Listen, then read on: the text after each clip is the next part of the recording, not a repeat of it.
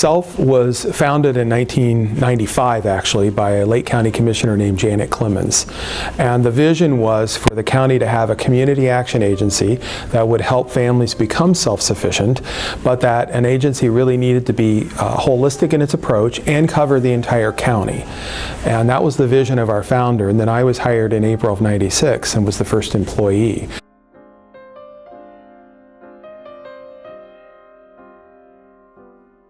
We have programs that will help folks to learn financial literacy, become homeowners, gain employment, gain better employment, help low-income entrepreneurs that have a viable business idea to launch a business. And we also help senior citizens and people with disabilities stay in their homes with our home repair program, which is certainly much more comfortable and less expensive than putting them into some kind of institutionalized care. I became familiar with S.E.L.F.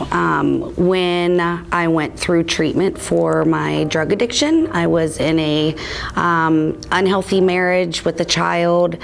We both ended up on heroin. I ended up leaving that situation, going to get treatment, and in treatment, I found out about S.E.L.F. and all the different programs that they offer.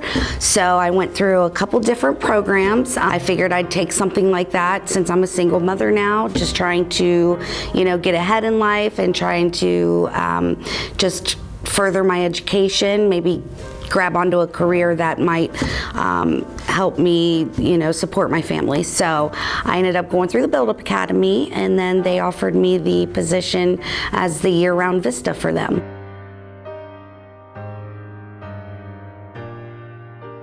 I love talking with folks like Christina who share their story. And then when we do our home repair projects, I try to get out on site as much as I can and talk with the volunteers and also take some photographs. And if I can help, I do help. Typically I'm delivering refreshments more than anything.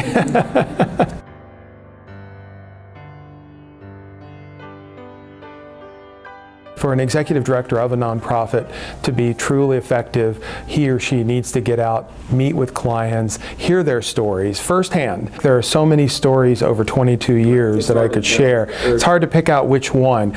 The ones that touch me the most are those in which parents may have lost custody of their children, whether it's due to substance abuse or criminal background or other kinds of decisions or issues that the person may find themselves in, and then they are able to get those children back. And that's very rewarding to hear and uplifting, that people can get a second chance and they really can turn their lives around. They need that support though. And what happens is that we often will look at a low-income person and say, well, if they just got a better job. And my question is, well, how are they going to get to that better job if they don't have reliable transportation? What are they going to do with their children while they are, at work if they're preschoolers? How are they going to overcome the other barriers to keep getting and keeping a job? That's what we do here at S.E.L.F. Help folks get over those barriers so they can be successful. Where I was 3 years ago and where I'm at now, now I feel like I can give back and just, give to the community and just be a productive member of society. Yeah, we help people sometimes who have never gone inside a social service agency before, and they don't know what to expect. They don't have the knowledge that some clients who have been there for a while have. The number one way that folks hear about S.E.L.F.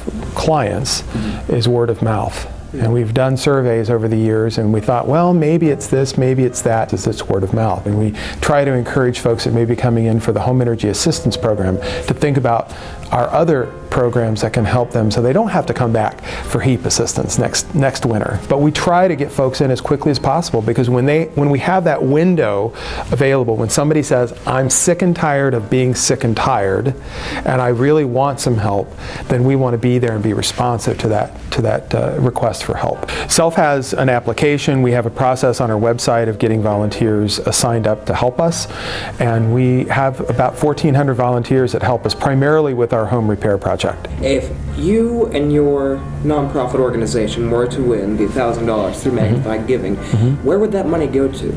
I have thought about that, and what I think really the greatest need we have is for home repair supplies.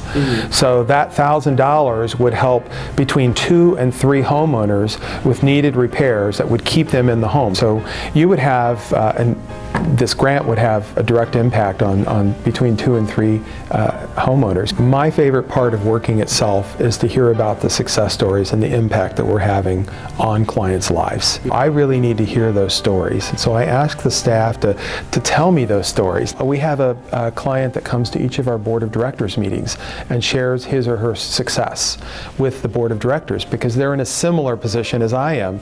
You know, they don't directly serve the clients, and they want to know what kind of impact beyond the numbers. We can look at the numbers, but we want to hear what the story is behind the numbers.